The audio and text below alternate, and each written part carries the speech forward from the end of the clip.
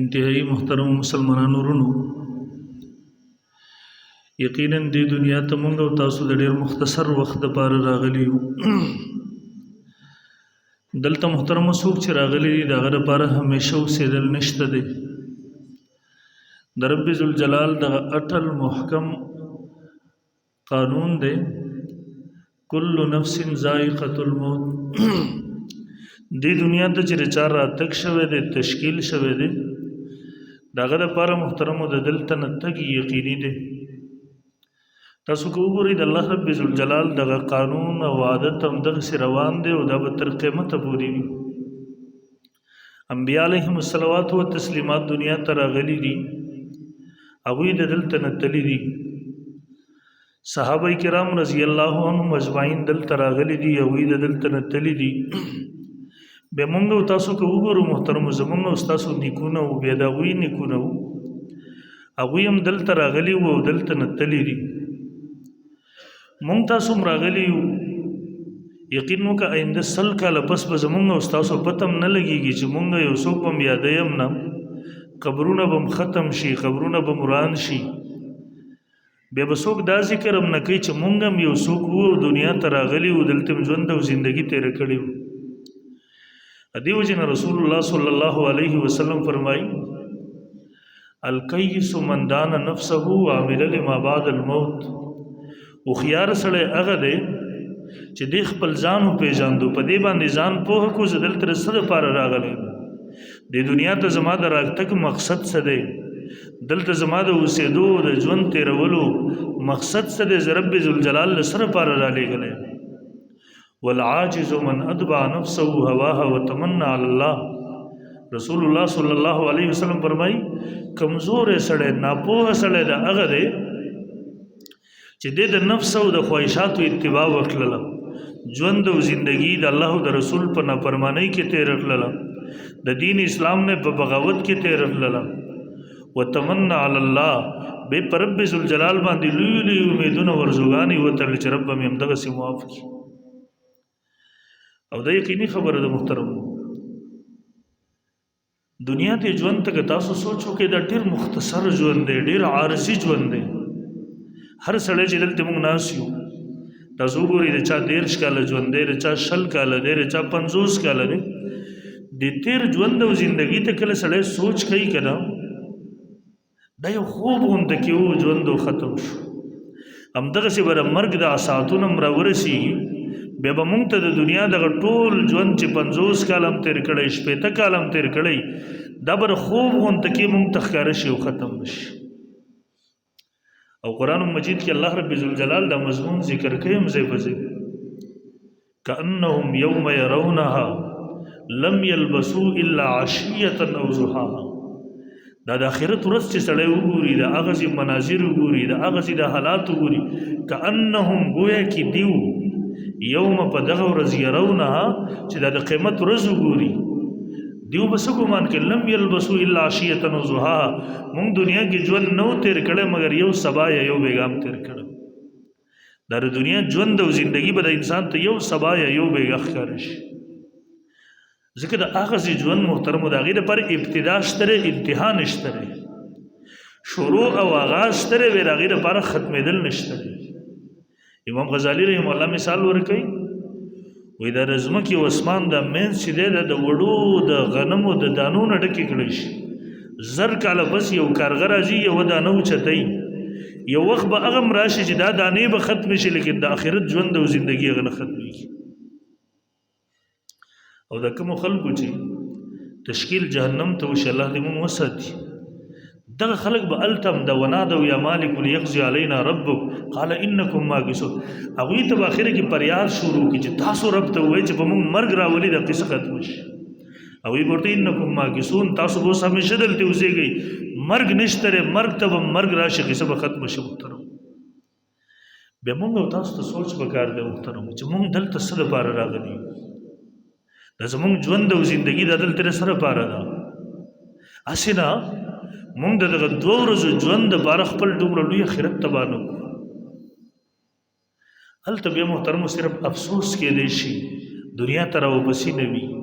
هلته صرف بیا افسوس کې دی چې دغه ژوند او زندګي دا بیا په لاس باندې نه راځي.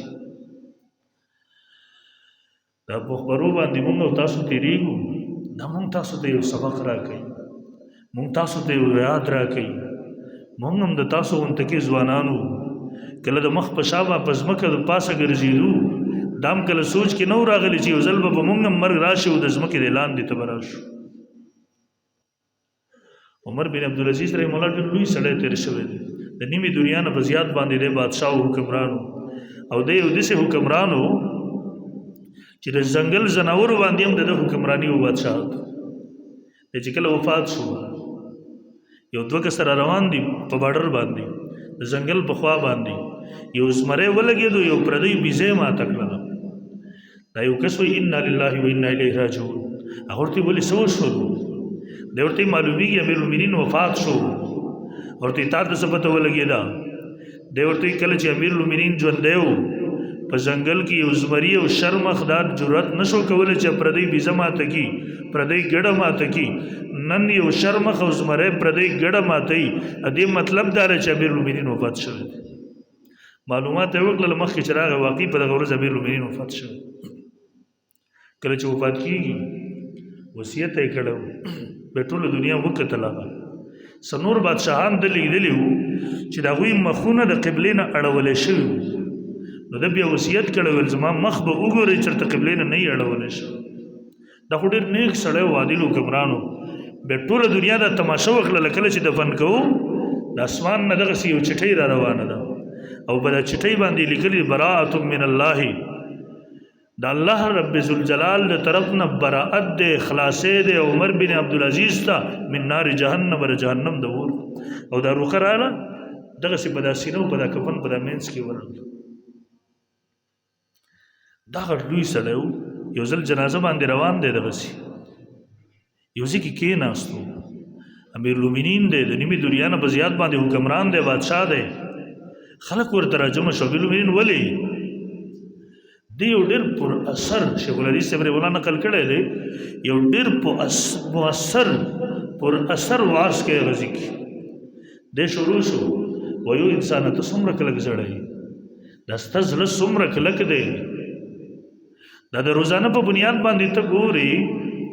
ستا یو دوست، ستا رشتہ دار، ستا ملګری دا ستا سره دلته ژوند او زندگی تیروي، نارمل ژوند تیروي، خوراک کوي، اسکاک کوي، اٹھنا بیٹھنا لیٹنا رہنا سینا ژوند او زندگی دا تا سره وي. دا اچانک راوغورځي دی مړ شي، دا ټول منظرونه ته وګورې د ستا د مخې سلګۍ ووهي، ستا د مخې دی ته ورته زنه وتړي، ته ورله سترګې بندې کړې، ته ورله خپې سیده کړې، ته ورنه کپړې وباسې، ته ورته غسل ورکړې، ته په تخته واړی راواړی، ته ورته کفن ور واغوندې، ته یې بیا ردیځي نه په اوږو باندې چوت کې مقبرې ته ویسې، جنازه ور باندې وکړې، قبر ته یې کوز کړې. او انسانه کله په دې سوچ نه کې چې نن یو بل راوغورځېدو سبا ته به زم دغسې راوغورځي. نن چې بل زنه تړي کله په دې سوچ نه کې چې سبا بل ماله دا زنه تړي. نن چې بل د سترګې بندې کله په دې سوچ نه کې چې سبا بل ماله سترګې بندې. کله چې بل نه کپړې سري کې کله په دې سوچ نه کې سبا نه بل زمانه د کپړې سري کوي وباسي به زب پروت یم. کله چې نن بل په تخته باندې غسل ورکې کله په دې نقطه سوچ نه کې سبا بل ما ته غسل راکې په دې تخته و میاړې راړې. کله په دې سوچ نه کې د بل جنازه لري اوچته کړل مقبرې ته روان یې سبا ته بل زما جنازه اوچته یې زبې مقبرې ته روان کړم. نن چې بل په جنازه باندې ولاړې کله په دې سوچ وکړې سبا بل زما په جنازه باندې ولاړې. نن چې ته بل قبر ته ورکوځې کله په دې سوچ نه کې سبا بل ما دې قبر ته ورکوځې. عمر بن عبدالعزیز رحمه الله خیر کیوں فرمایي انسانه دا تختی ور باندې بند کې خاوري انبار کې کله په دې هم سوچ وکړي سبا بل په ما تختی بند کې خاوري انبار کې. او انسان ته دا ټول منظرونه وګوري د دې نه روان شي ته بیا په دنیا کې دسه وردن نشي مرګ او آخرت در نه هیر شي. او دا حقیقت دی محترم مرګ د الله رب ذوالجلال را لېږلی هم دې دپاره دی چې انسان ته خپل اصل مقصود ور پیاوي. ما تېره جمعه مطالعه کوله کتاب مې کتو ان شاء الله بل جمعه له زه په ټاپک باندې بیا خبره کوم چې د مرګ الله ولې پیدا کړی دی، مرګ ته کم ضرورت و. ان شاء الله بل جمعه کې زه په دغه باندې خبره کوم. او دې محترمو دا مرګ چې دی اصل مونږ ته زمونږ اصل ژوند او زندگی را یادوي. رسول الله صلی الله علیه وسلم څنګه فرمایي تاسو مرګ ډېر ډېر یادوي. دا د دنیایي لذتونه او خواهشات د انسان ختموي دي. او یقینا چې یو انسان د ورځې په 24 غنټو کې 15 منټه مرګ یادوي د دې انسان نه لوی ولی الله جوړیږي. هغه بادشاہ د دې ورورو راهب عبادت گزار او عابد او نیک سړی و. د بزالنا یو طرف ته کله د دنیا سره تعلق نه ساتو. زمونږ دین دغه سم نه د رهبانیت فی الاسلام، اسلام د رهبانیت درس نه ورکوي. مونږ ته اسلام ژوند او زندگی راخی. مونږ ته تاسو ربنا آتنا فی الدنیا حسنه وفي الاخره حسنه. اسلام امتیازی شاندار دا اعتدال والا دین دی. دی کی توازن برقرار ساتل پکار دی. دا په هندومت او بودمت نور ادیانو کیو چاوی بکور ژوند زندگی پرې خو دلا او چرته غارونو ته بلاړ ژوند بیل ته تیرو. یو صحابي دی یو يهودي ورنه تاسو کوي وي تاسو څومره وخت عبادت کوئ؟ دی ورته جواب ورکړي 40 غنټې. ورته ښه 40 غنټې تاسو عبادت کوئ نو تاسو چرته خوراک سکا کوټنه نور څه ضرورت نه لرئ؟ دی ورته هر څه لرو، خوبم کو خوراکم کو اسکاکم کو بچو سره ژوندم تیرو دنیاي زندگی هم تیرو. ورته به څنګه 40 غنټې عبادت کوئ؟ نو دی ورته جواب ورکړي زمون پیغمبر محمد رسول الله صلی الله علیه وسلم چې کوم دین مونږ ترا کړی دی، کوم دین یې ښودلی دی، په دې کې د خوراک چلم شته، د اسکاک چلم شته، په دې کې د دنیا چلم شته، د بچو سره د ژوند تیرولو ژوندم طریقه راښولي، په دې کې مونږ ته مونځ طریقه هم راښولي. زمونږ اٹھنا بیٹھنا رہنا سہنا چلنا پھرنا دا زمونږ ټول 40 غنټې زمونږ لپاره عبادت ګرځي. بلکې رسول الله صلی الله علیه وسلم د خفګان اظهار کړی دی. څو کسان رااله ام المؤمنین نه تپوس کې رسول الله صلی الله علیه وسلم روزي څومره وخت کله رسول الله سم روزي کله بوزوي. نبی علیہ السلام د شپې ود کېږي مې عبادت هم کوي. لیکن یو کس لګیا شو زبر ټول شپه عبادت کوم، بل لګیا شو زبر ټول عمر روزي نسم. یو خپل رائے اظهار وکړو. رسول الله صلی الله علیه وسلم چراغ خفه شو بده باندې. مونږ بر دنیا ژوندم تیرو، مونږ بر اخرت د پاره کوشش کوو چې کله زمونږ دغه هر څه په دین په شرعي طریقې د رسول الله په سنت طریقه باندې وي زمونږ د پاره به دغه عبادت ګرځي. نو اسلام رسول الله صلی الله علیه وسلم لا رهبانیت فی الاسلام ترک دنیا پرې خودل اسلام د دې تصور نه ورکړي. نو ور ما دغه سلیت څه کول د بادشاہ رور دی د ګوشه نشینو. یو ځل پسې د بادشاہ راغی ورته ګوره دا ټول خلک وګوره څوک ځان له یو سکه څوک بل سکه څوک بل سکه ته دلته ناسې زما رورې چرته روزه چرته دنیا سم کوه. هغه وخت د شخصي بادشاہتونو دیور سره لګیا دی دی ورته یاره د مرګ یاد ما دنیا ته نه پرېږدي. دا ورته د مرګ یاد خو مونږ سره را سره دی خو هغې دا مقصد نه دی چې مونږ دنیا به نه کوو. دی ورته وایي زه بادشاه یم ستا رور یم څه وغواړه در کوم درته دې وخت کې. دی هم جلال کې راغی راپاڅېدو ورته وایي چې څه وغواړم راکې. دی ورته وایي 40 غنټو دپاره دا د خپل بادشاهت قلمدان ما ته حواله کړه. ورته ټیک ده 40 غنټو دپاره دی بادشاه شو، قلمدان د بادشاهت ورته حواله شو، رور معزوله شو. او دی چې کله بادشاه شو د اولنې اډر وکړو د خپل رور زوړ بادشاه ویل دی گرفتار کې جیل ته رنګ هغه گرفتار وکړو. او اولنې اډر یې وکړل سبا په 8 بجې دی پانسي اډر مو شو جیل تم لاړو. د شپې دی په خپل لګیا دی قسمه خوراکونه ورته تیار کړ، قسمه سیزونه ورته تیار کړل. یو سیز ورته راوړي وسا زوړ بادشاه سابقه بادشاه دغه په سر باندې خو سبا ته نه 8 بجې پانسي ده وسا غریب خوراک تلاس نه مخ کېږي، اسکاک تلاس نه مخ کېږي، خوب نه ورځي. ښکاره خبر دی سړی سبا ته ورته سبا دی پانسي کې بس خوراک څه نه لاس مخ کېږي نه بل څه کېږي، خاموش دی. ورته خپله راغی شپې یو سیز ورته ورته خوره که نه هغه دا رنګ هم زیړ شوی دی، لاس هم نه مخ کېږي، بد حالت باندې دی. مړه دا شپه هم تېره شوله، سحر د 8 بجو نه مخکې د بدن کې تقریبا ساه ختمېږي. پسې راغی ورته تا د ستا بادشاهت مبارک دا تو د ستا بادشاهت قلمدان او تا پرون یو خبره کوله چې د مرګ غم خو زمونږ سره هم دی نو ما درته دروښودله چې د مرګ غم هغه نه و کوم چې تا په خوله وایو په زړه دې نه و نن شپه تا ته پته ولګېږي سبا ته زما مرګ دی اگر خولې خبره دې زړه ته هم راغله بیا ګوره ستا روټۍ ته هم لاس نه ورتلو ستا اوبو ته هم لاس نه ورتلو تا ته خوب هم نه درتلو ما تا ته ښوده چې د مرګ فکر او غم دې ته ویلی شي محترمو دا زمونږ او ستاسو په خوله باندې دی خو زړه ته نشته دی دا ټکی که زړه ته کله راشي که نه یقین وکړه به انسان ته دا ژوند او زندګي دا ورته هسې یو څیز ښکاره شي به انسان کله دا نشي کولی چې د دې ژوند دپاره خپل لوی آخرت تباه کړي د دې وجې نه محترم رسول الله صلی الله علیه وسلم فرمایي الکیس من دان نفسه وعمل لما بعد الموت هوښیار سړی هغه دی چې دا د دنیا 2 ورځې ژوند دی د آخرت دپاره قربان دا د دنیا عیش او عشرت دا د دنیا مزې او چرچې دا د آخرت د نه ختمېدونکي ژوند دپاره قربان والعاجز من اتبع نفسه هواه وتمنى على الله او ناپوهه سړی هغه دی چې د خپل دومره لوی آخرت یې د 2 ورځې دنیا دپاره قربان کړو د دې وجې نه محترمو خپل ژوند زندگی دې کې انسان ته دې ته سوچ پکار دی چې کوم را روان ژوند او زندگی ده هغه لوی ژوند هغه لوی زندگی د قبر والا ژوند او زندگی هغه د دې لپاره ډېر لوی لوی نعمتونه الله تعالی تیار کړي دي ډېر لوی لوی مزې چرچې الله تعالی تیار کړي زمونږ د دارالعلوم دیوبند باندې تیر شوی حجت الاسلام حضرت مولانا محمد قاسم نانوتوی رحم الله هغه به تعبیر کوو دا د جنت د نعمتونو نه وایي داسې ووایه چې هغه وړوکې خدایي ده یعنې ولکم فیها ما تشتهی هلته چې زړه څه غواړي به کېږي رکاوټ به نه وي بیماری به نه وي خفګان به نه وي پریشانی به نه وي ستړیوالی به نه وي یو څیز به هلته نه وي به چې څه په زړه کې راځي هغه به پوره کېږي هغه به تعبیر کوو وایي چې وړوکې خدایي ده هغه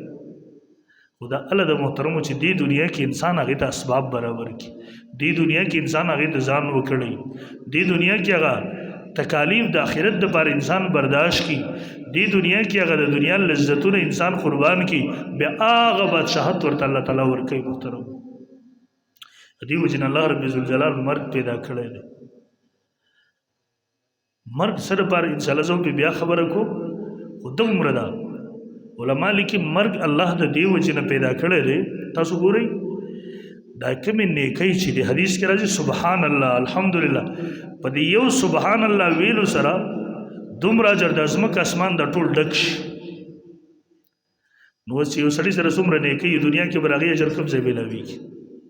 دنیا کې د هغې لپاره طاقت نشته دی وسعت نشته دی دې وجې نه الله مرګ پیدا کو چې انسان د دې جهان نه بل جهان ته منتقل شي او هغې دومره یو وسیع کلاو پیدا کړی دی چې دا دنیا چې څومره ده ادنا نه ادنا جنتی د دې دنیا لس چونده به دا د یو ادنا جنتی وي کله کله دا مضمون د سړي سوچ ته نه راځي یاره چې د یو ادنا جنتی د دې دنیا لس چونده عمره دنیا وي دی به څه کوي نو بیا سړی سوچ وکړي دا انسان کله د مور ګېډه کې وي دومره په یو تنګ او تاریک ځای کې په دې وخت کې د انسان ته د کلا او وسیع دنیا ښکارېږي اوس که هلته څوک دې ته ووایي چې یاره په دنیا کې به یو دغومره کور وي چې هغه به د دې 50 چونده غټ وي 100 چونده غټ به وي هلته یقینا داسې سمجھ ته نه راځي او چې د دنیا ته راغلو اوس موازنه وکړو د هغې په 100 چونده خو دلته غټ کور وي کمره وي دا سړي سمجھ ته راشي او بیا هم تمنا کوي چې کاش د دې نه مې غټ کور وی دغسې دنیا کې داسې سمجھ کې نه راځي چې یاره د دې دنیا په لس چونده باندې غټ جنت به یو جنتي ته آخرت کې ملاویږي خو چې دا هلته انسان ورشي بیا به انسان ته اندازه لګېږي چې یاره د دې نه نور هم غټ وی نور هم غټ وی نور هم غټ وی د دې وجې نه الله مرګ پیدا کړو او یو دومره وسیع دنیا یې ورته جوړه کړله آخرت چې د هغې دپاره د هغې هېڅ انتها نشته دی د هغې هېڅ په نظر نه راځي د هغې دپاره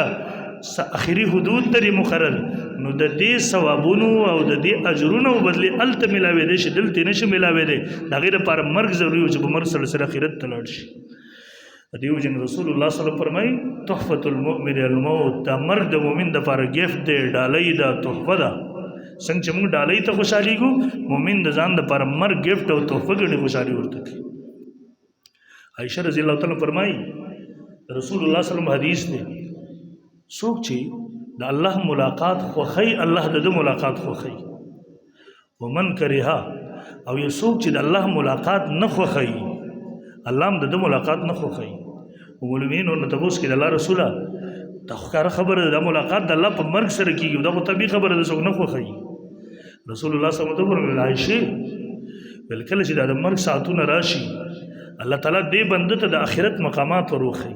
تا لپاره دا تېر شوي دا ته دی اوس په دې کوشش کوي چې بس وروال وزم ورشم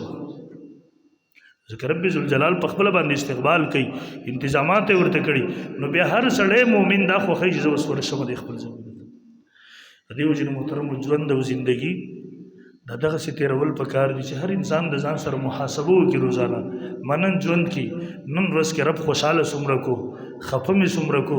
ځکه په دې حالت کې اچانک د رب د طرف نه تګ راځي ځکه تګ خو یقیني دی او ډېر اچانک دی هېڅ پته نه لګي کله راځي نو چې موږ هر ساعت ورته ځان وساتو رب ځکه فرمایي یا ایها الذین آمنو ای د ایمان خاوندانو ای مؤمنانو اتقوا الله حق تقاتی تاسو د الله نه ویریږئ څنګه چې هغه نه د یېرېدو حق دی ولا تموتن الا وانتم مسلمون او تاسو ممرئ مګر په داسې حالت کې چې تاسو مسلمانان یې مطلب څه دی اسلام معنی د ګردن نهادل لاحکام خداوندي د الله هر حکم ته غاړه ایښودل هر وخت تابعدار اوسېدل نو چې هر وخت سړی د شریعت حکم ته تابعدار وي مرګ راځي هم په هغه حالت کې به راځي دلته موږ سره یو کتاب پروت دی یو ډاکټر صاحب لیکلی دی سرجن دی هغه وایي د سلو نه زیاته پریشرونه ما دغسې کړي دي چې هغه مریض ما ته مړ شوی دی او د په وخت د زنکدن کې یا شراب غوښتل یا د بل یو ګناه آواز کوو ذکر د ژوند او زندګي هغسې تېرېدل هغسې ورته مرګ راغی داسې پکې ډېر راغلي د قرآن سره هغه شونډې او ژبې عادت وي په وخت د مرګ کې د هغه په ژبه باندې د قرآن تلاوت او مرګ ورته راغی نو ځکه الله فرمایي ولا تموتن الا وانتم مسلمون ځان دغسې جوړ کړئ چې په هر حالت کې تاسو د الله حکم ته تابعدار نو مرګ به هم حقه راځي الله رب ذوالجلال دې موږ او تاسو نه راضي شي او الله دې موږ صحیح مؤمنان جوړ کړي واخر دعوانا